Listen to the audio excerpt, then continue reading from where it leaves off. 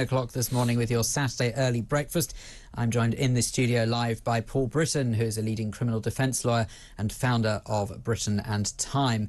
He is going through the stories for us in the papers, and we'll carry on with that in just a moment's time. But to remind you that there is still plenty of opportunity for you to get your opinion heard on the show as well. If you would like to call us, then feel free to do so on 0344 499 1000.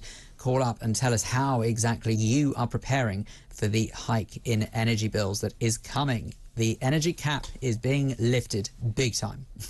I mean, it's being raised to about something horrendous by about 80%, according to some reports. So that means that the average house facing bills of around £3,500. How are you preparing for that? 0344 499 1000.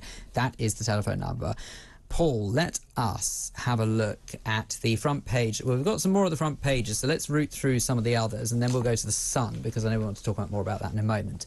So we'll look at the front page of the Daily Express, which says, Boris, pipeline of cash on way to ease bills' pain. I'm so fed up of hearing it on the way. It needs to be now, not on the way, right now. Okay, I don't understand what is so difficult about this. It shouldn't be a case of wait and see what happens. It should be, I would actually want them to say, right now, today, Saturday, the 27th of August, that's it. We've got it sorted for you. That's what you need to say, not on the way. Let's have a look at the gracious Daily Telegraph, which is still completely and utterly oversized and bangs everything. Middle class need energy bills help, says Zahawi. Chancellor calls for new PM to extend support as price cap is set at 3,500. And some slightly better news. Patel faces axe from Cabinet if Truss is PM. Priti Patel is set to be the most high-profile casualty in a cull of Tory big beasts from the Cabinet if Liz Truss was to become Prime Minister. And in other news, they say that Her Majesty the Queen is determined to do duty at Balmoral. That's the front page of the Telegraph. And penultimately, The Guardian, lives will be lost. I think they've got a very valid point. Typical gas and electricity bill to rise by 80% to £3,549 a year. Incomes of poorer households could be wiped out this winter. Think about that.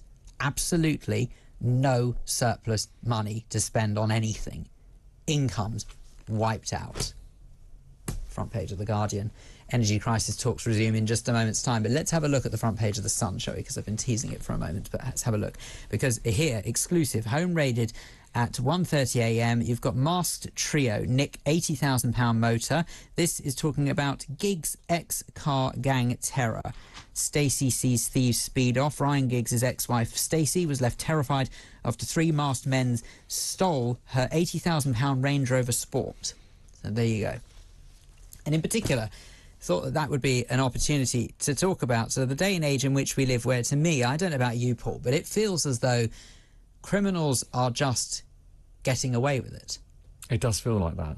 I mean, this story in particular, 1:30 in the morning, people turn up at her house, the children are in the house, she's got a 15-year-old and a 13-year-old, and they just don't seem to care. They're so blasé that they steal a car. It had a tracker on it, but the police only found the car after it had been abandoned. And sometimes I think that's the problem with these trackers. They're not so live and up to date as you would hope, and it's only down to how quickly the police can react. What has happened to your local police officer? They've been replaced with PCSOs. I had a friend the other day that said they had a PCSO come round, they started making notes, and then the notes became a bit complicated and difficult for the PCSO, so they just stopped taking notes and said, when you need me, you know where I am, come back to me. Well, we need you now. Well, that's literally right now. That is why you're here. There's a wacky thought. There's a crime. But what I think annoys me more than ever is that the police, like so many institutions in this great country of ours, seem to have their priorities totally and utterly wrong.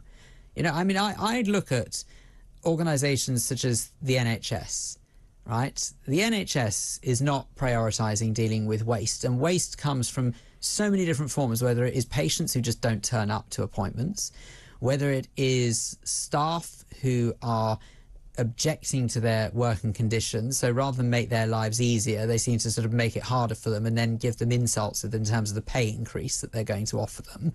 Whether it be the police, who seem to be more worried about daubing rainbow flags on their squad cars and doing the Macarena rather than actually tackling crime. And not to mention what government are up to at the moment. Why is it? It feels every single... Oh, and let's not forget the BBC as well. A once great British institution of broadcasting now is more worried about whether or not they pander to the woke agenda rather than actually delivering factual-based news. And I'm so aghast at what is going on. I feel like I'm in a parallel universe or something. It would be interesting to know what the budget is for painting the cars and trying to be seen as woke and approaching issues that people find important in this country. But really, the police are there to police. Exactly. I think, don't let anyone misunderstand me. I'm not saying for a second that the police shouldn't be on the side of every single community in this country. Of course they should be. But I don't think any community, and I'm speaking as someone who comes from a minority community, I don't think any community wants to see the police behave in that way. What they want to see is the police, frankly, doing their job. Yeah, the proof is in the pudding, isn't it? And painting your car in rainbow flag colours, I mean, OK, yeah, great, but actually, are you helping the people that you're trying to represent by painting your car that colour? And wouldn't the community rather the police spent money on policing the streets than changing the colours of their cars? I mean, I find it...